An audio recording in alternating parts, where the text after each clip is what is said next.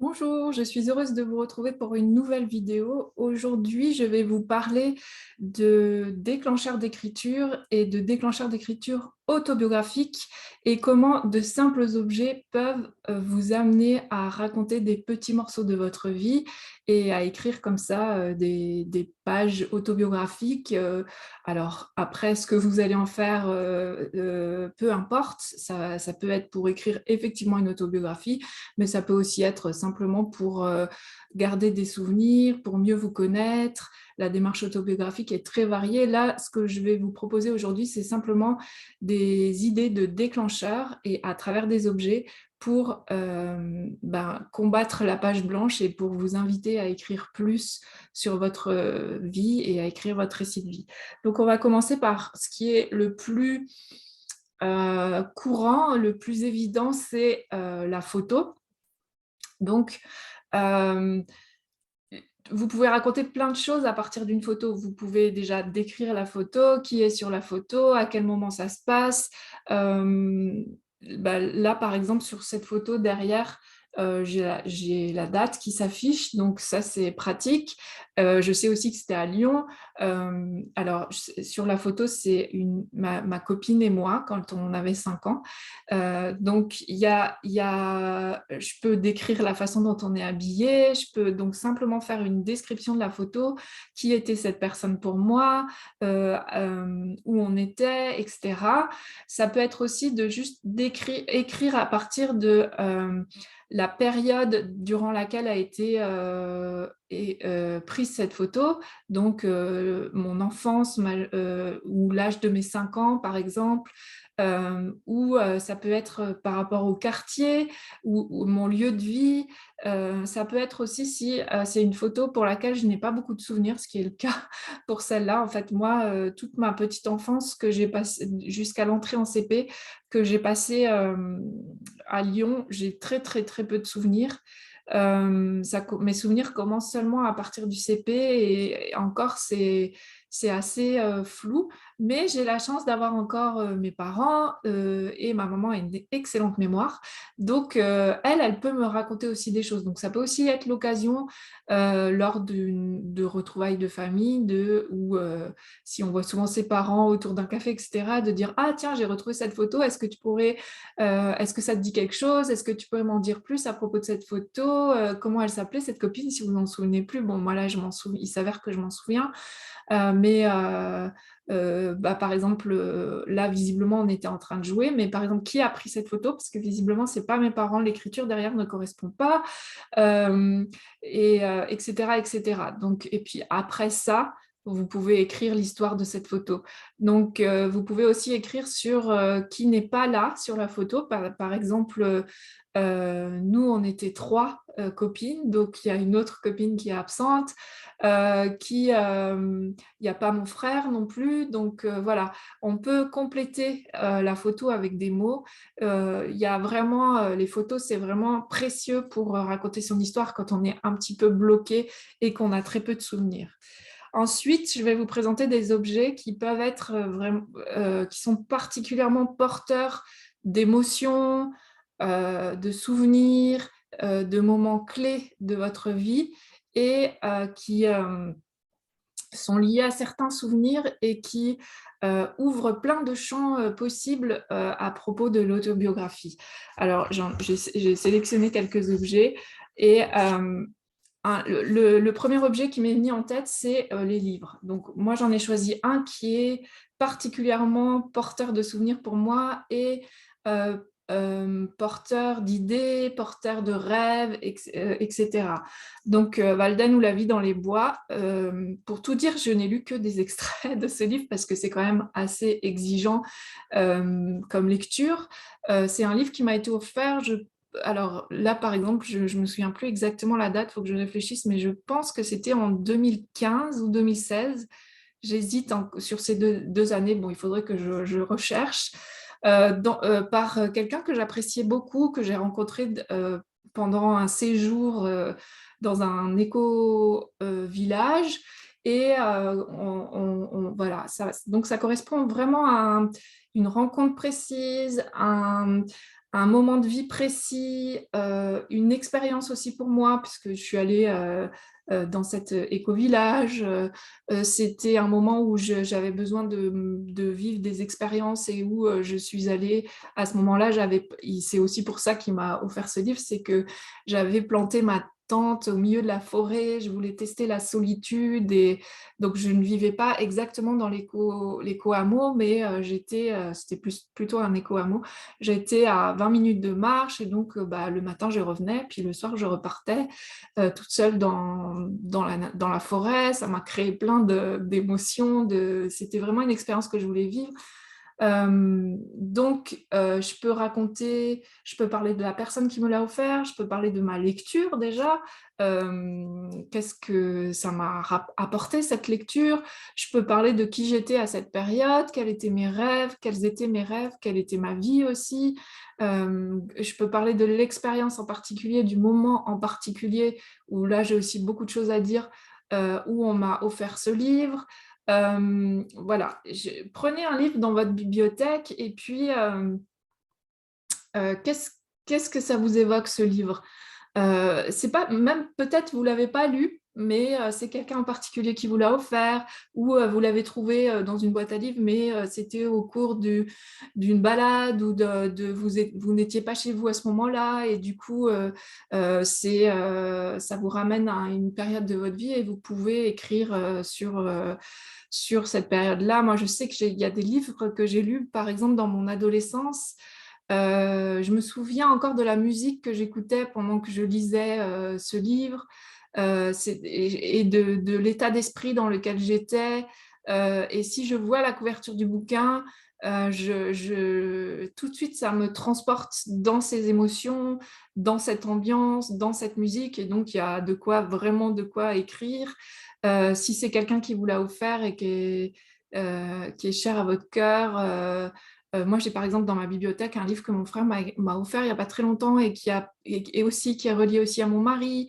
Enfin, j'aurais aussi beaucoup, beaucoup de choses à dire sur ce livre sans forcément parler de quoi il parle, du sujet du livre. Donc, voilà, les livres, je pense, si vous êtes amateur de lecture, évidemment, ça peut vous amener à des souvenirs. Évidemment, il y a aussi les livres de votre enfance, de votre adolescence. Alors, vous les avez peut-être pas forcément gardés, mais ça peut être au détour d'une visite à la bibliothèque, à la médiathèque, ou aussi quand vous retrouvez vos lectures d'enfance à travers les enfants de votre entourage. Bon, mais là, il y a plein, plein de choses à raconter.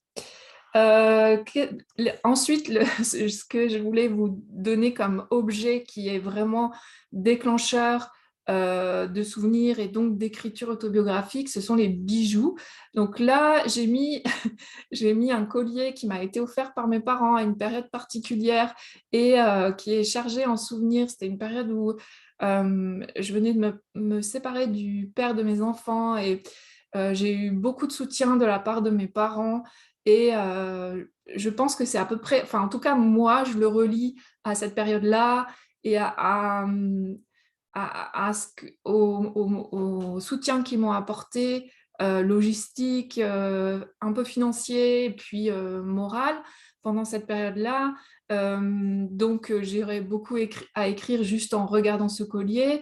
On peut aussi, par exemple, penser à des occasions auxquelles on a apporté tel ou tel bijou, parce que ce n'est pas un bijou que je porte au quotidien. Bien sûr, il y a tout ce qui est de l'ordre de l'alliance. Bon, il y a raconter l'histoire de comment on a choisi les alliances. Est-ce que c'était important pour nous de porter une alliance? Est-ce qu'il y a plein d'anecdotes autour des alliances, hein. Euh, Si je pense aux boucles d'oreilles aussi, je les ai choisies exprès. Bon, elles ne sont pas très visibles à l'image, mais c'est des boucles d'oreilles que j'avais commandées à ma fille une fois qu'elle est partie une fois où elle était partie au Burkina Faso pour retrouver son amoureux. Et bon, il y a toute une histoire derrière ces boucles d'oreilles. Dans laquelle je peux raconter un peu de ma relation à mon gendre, par exemple, ou aussi de la période où ça s'est passé. Donc voilà, après, vous voyez qu'avec tous les objets, il y a moyen de raconter plein de petites histoires et de raconter des petits morceaux de souvenirs que ensuite vous pouvez lier entre eux. Et on pourrait très bien imaginer une biographie qui ne soit écrite que à partir d'objets. Et ça pourrait être un moyen très ludique de voyager à travers la vie de quelqu'un comme ça et à travers les personnes qui ont été liées à ces objets, qui les ont fabriqués, qui ont partagé nos vies au moment où on utilisait ces objets, etc. Le quatrième objet que j'ai choisi, c'est le vêtement. Un vêtement, c'est aussi, ça peut être alors complètement anodin, hein, un t-shirt qu'on porte comme ça, qu'on a trouvé dans une enseigne lambda et qui fait partie complètement de notre quotidien. Bon, on n'aura pas forcément un souvenir relié à ça, mais ça peut être des vêtements qu'on nous a donnés, qu'on nous a offerts, qui ont été portés par quelqu'un d'autre, puis après qu'on a récupéré. Ça peut être, là, j'avais sélectionné un vêtement que j'ai fabriqué moi-même. Donc, c'est en fait un poncho que j'aime beaucoup mettre l'hiver à la maison parce qu'il me tient chaud quand je ne veux pas mettre plus de chauffage et que je travaille à ma table et que du coup, je me refroidis un peu. Ce poncho, déjà, je peux raconter, ça pourrait être pour moi l'occasion de raconter comment j'en suis venue à tricoter, qui m'a appris à tricoter. Moi, c'est ma grand-mère maternelle, donc je pourrais parler d'elle, de ce qu'on avait fait ensemble quand elle m'a appris à tricoter, les moments où ça se passait. Déjà, rien que ça, il y a matière à écrire sans que c'est forcément un lien avec ce poncho. Ensuite, quand je l'ai tricoté, la période où je l'ai tricoté, quelle période c'était de ma vie, comment ça se passait, enfin, qu'est-ce qu'il y avait, comment était le quotidien d'alors. C'est important aussi de penser à écrire le quotidien quand on parle de sa vie, parce que souvent on se focalise sur des grands événements et puis le quotidien, c'est important. Et est-ce que j'ai créé ce vêtement toute seule? Alors là, en l'occurrence, non. J'ai été accompagnée parce que je tricote un peu, mais c'est pas, disons, je suis pas une grande tricoteuse, c'est pas ma passion première dans la vie. Et du coup, j'allais à l'époque à des cafés tricot qui étaient animés par une copine à moi et dans un endroit vraiment charmant qui malheureusement a fermé suite à la crise du Covid. Et c'était vraiment un moment de douceur pour moi et j'adorais y aller. Il y avait une très bonne ambiance et c'était très bienveillant au niveau du tricot, au niveau des techniques, etc. Et donc, c'est un tricot très simple hein, parce qu'il n'y a pas de manche, il y a pas de, voilà, c'est un rectangle cousu ensemble, mais j'ai pu vraiment l'achever parce qu'en général c'est le genre de projet que j'ai du mal à achever. J'ai pu l'achever parce que j'étais accompagnée par cette copine. Donc par exemple, je pourrais parler de ma relation à elle, de ce qu'elle m'a apporté dans la vie, de tous ces moments où on s'est rencontrés, comment elle est intervenue pour m'aider à finir ce poncho, etc. Après, je pourrais écrire plein de moments où je l'ai porté et qui ont été précieux dans ma vie. Voilà, donc vous voyez que vraiment, alors ça ne marche pas avec tous les vêtements, mais il y a certains vêtements qui sont symboliques. Il y a aussi des vêtements dont on a hérité, qui nous viennent de notre mère ou de notre grand-mère. Donc, je sais pas, moi, je pense, par exemple, alors je ne l'ai plus, mais j'avais récupéré une toque en fourrure, un peu comme une toque russe, de la grand-mère de mon ex-mari et que j'adorais porter, etc. Donc là aussi, j'aurais pu raconter des choses à propos de ce vêtement. Voilà, et le dernier objet dont je voulais vous parler, qui est aussi, vous voyez que j'ai choisi des objets qu'on a vraiment sous la main, qui font partie du quotidien, qu'on voit tous les jours, mais auxquels on ne pense pas forcément quand on se met devant son journal et puis qu'on se dit, bon, je veux écrire, mais je ne sais pas trop quoi écrire. Et le dernier objet que j'ai choisi, c'est les cartes postales. Moi, je garde les cartes postales qu'on m'envoie. Alors, c'est un art qui se perd. J'espère pour vous que vous recevez encore des cartes postales. Euh, Moi, j'ai la chance d'en recevoir encore, d'avoir des amis qui aiment écrire. Enfin, ils savent que j'apprécie aussi de les recevoir, donc forcément, c'est un cercle vertueux. Puisqu'ils savent que ça me fait plaisir, ils m'en envoient, etc., etc. Puis moi, j'en envoie aussi.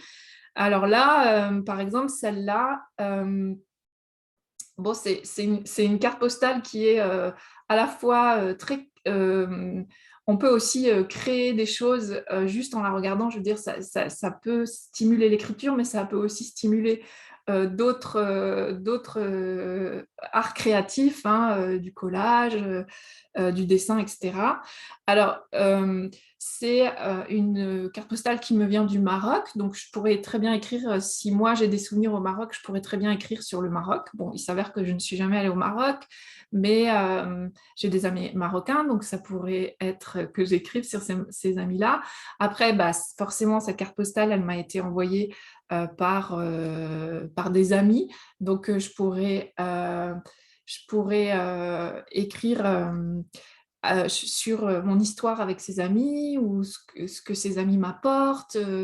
Euh, Ensuite, il y a une date, il y a toujours sur une carte postale un tampon dateur. Donc là, je vois que je l'ai reçu, donc elle m'a été envoyée le 2 novembre 2018. Donc pareil, à chaque fois, bah, je peux écrire sur cette période-là de ma vie. Alors si vous avez des agendas, euh, par exemple, moi, je serais incapable de dire ce que je faisais le 2 novembre 2018, mais comme je tiens un bullet journal, je pourrais retrouver à peu près cette semaine-là, qu'est-ce qui s'était passé, etc. Et du coup, creuser plus sur cette période-là. Voilà, il y a plein. Je pourrais écrire sur un autre si ça me fait penser ce qu'ils écrivent dans la carte. Ça me fait penser à un de mes voyages. Je pourrais écrire sur ce voyage-là. Vous voyez, là encore, ça ouvre plein de pistes différentes.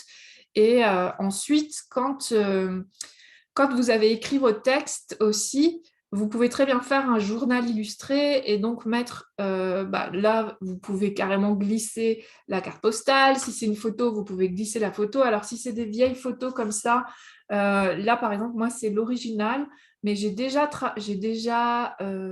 fait du scrapbooking avec cette photo. Alors, moi, je préfère la scanner puis ensuite la réimprimer pour coller dans mon journal du moment. Et puis, je garde celle-ci dans un album de photos de mon enfance. Euh, donc, vous pouvez très bien prendre en photo l'objet et puis le glisser aussi dans votre journal pour compléter votre texte, ou vous pouvez faire un texte euh, si vraiment ça n'a rien à voir au final, parce que vous avez suivi des fils de pensée qui vous ont amené à vraiment toute autre chose. L'idée, c'est juste de déclencher l'écriture. Bah, vous n'êtes pas obligé de mettre la photo. C'est vraiment ça, c'est comme vous voulez. Voilà. Si vous avez déjà écrit à partir d'autres objets, vous pouvez m'en parler dans les commentaires. Si vous essayez, si vous testez cette technique aussi, n'hésitez pas à venir témoigner dans les commentaires pour que ben, moi, j'aime toujours échanger par rapport aux expériences d'écriture, voire lire les textes. Hein, si vous voulez m'en envoyer, il n'y a aucun souci. Voilà, j'espère que ça vous aura inspiré, que ça vous aura donné envie de sortir votre journal et d'écrire. Et je vous souhaite de très bons moments créatifs et d'écriture et je vous dis à très bientôt pour une prochaine vidéo. Salut!